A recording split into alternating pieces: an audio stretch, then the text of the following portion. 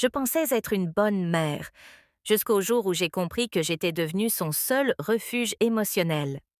La vapeur s'enroulait dans l'air comme un soupir silencieux, m'enveloppant, comme si la chaleur pouvait me maintenir entière un peu plus longtemps. J'ai tendu la main vers ma serviette quand un léger coup a résonné contre la porte. Maman, dit sa voix, basse, calme, peut-être trop calme. Peut-on vraiment savoir ce qui arrive dans un seul instant qui ressemble exactement à tous les autres? J'ai resserré la serviette autour de moi. Oui, est-ce que je peux te parler de quelque chose? Demanda-t-il après une pause. C'est à propos de l'école. Il y avait quelque chose de volontaire dans sa façon de parler, comme s'il avait répété cela dans sa tête avant de frapper. J'ai entrouvert la porte, la vapeur se déversant dans le couloir comme un voile. Il se tenait là, un manuel serré contre sa poitrine. Il était plus âgé maintenant, le visage plus maigre, les yeux assombris par de longues nuits passées plongées dans des planches d'anatomie. Mon fils, en dernière année de médecine, poursuivant la profession autour de laquelle j'avais construit ma vie. En lui, je voyais tout ce que j'avais été autrefois. Ambitieuse, sérieuse. Qu'est-ce qui se passe? Demandai-je doucement. Il déplaça son poids. C'est l'anatomie. Les examens sont dans 2 jours et je ne comprends pas pourquoi ça me perturbe autant. Je n'arrête pas de me remettre en question. Je me suis écartée et... Viens, regardons ça. Il s'assit au bord de mon lit, tournant les pages jusqu'à une planche remplie de schémas complexes. Muscles, nerfs, vaisseaux. Ce n'est pas le contenu, admit-il. À chaque fois que j'étudie ça, je pense à la façon dont les gens nous font confiance avec les parties les plus privées, les plus vulnérables de leur vie. Je me demande comment tu fais, maman. Erreur, que je pouvais l'enterrer sous le silence. Mais certains secrets refusent de rester silencieux.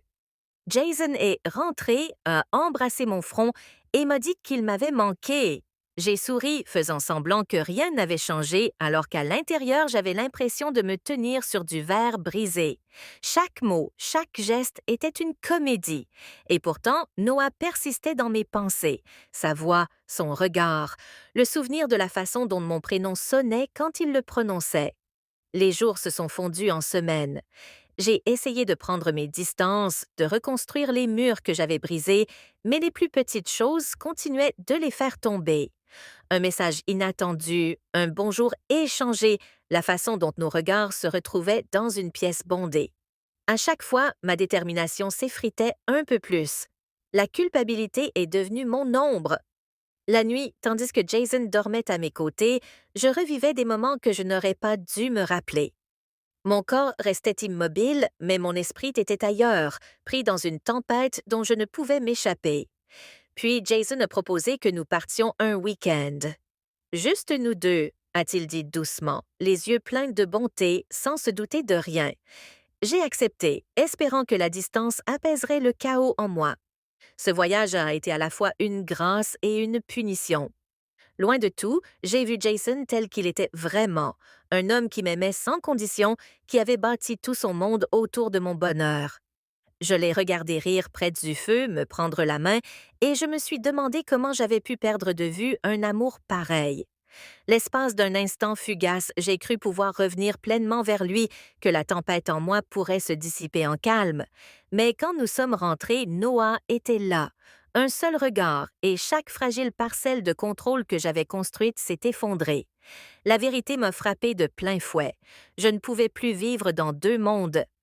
La sécurité silencieuse de l'amour de Jason et l'attrait sauvage et dévorant du toucher de Noah ne pouvaient pas coexister. L'un détruirait l'autre, et tous deux me détruisaient lentement. Aujourd'hui, chaque matin pèse plus lourd. Le sourire de Jason porte une confiance que je ne mérite plus. L'absence de Noah ressemble à une blessure qui refuse de guérir. Je traverse mes journées en faisant semblant que tout va bien, mais à l'intérieur, c'est le chaos. Une tension constante entre la culpabilité et le désir, la sécurité et l'élan. Je ne sais pas comment cette histoire se termine. Peut-être que la vérité éclatera et réduira tout en miettes. Peut-être que je la porterai en silence jusqu'à la fin de ma vie. Tout ce que je sais, c'est que ce que j'ai ressenti avec Noah était réel, brut et effrayant, mais réel.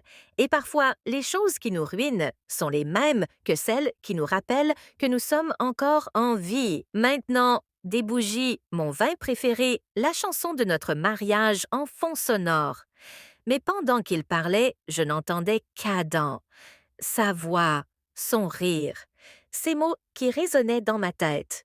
Tu mérites plus, Rachel.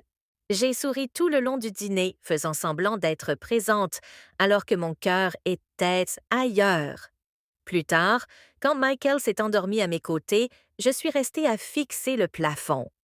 La culpabilité m'a traversée comme une tempête. C'est à ce moment-là que j'ai compris la vérité. J'avais dit oui à tout, sauf à la seule chose qui comptait vraiment, l'honnêteté. Le lendemain matin, je suis allée au travail et j'ai demandé à Adam de prendre un café à l'extérieur du bureau. Il avait l'air surpris, peut-être même nerveux. Assis l'un en face de l'autre, je lui ai dit que je ne pouvais plus vivre dans cette zone grise que nous avions créée. Tu as été gentil avec moi, ai-je dit. Tu m'as rappelé que je suis encore vivante, mais je dois retrouver ce sentiment sans toi. Il est resté silencieux un long moment, puis il a hoché la tête. Tu es plus forte que tu ne le crois, Rachel, a-t-il dit doucement, et c'est peut-être ça que tu devais découvrir depuis le début. Partir a été plus difficile que je ne l'imaginais. Le silence qui a suivi a été brutal, mais peu à peu, j'ai commencé à reconstruire.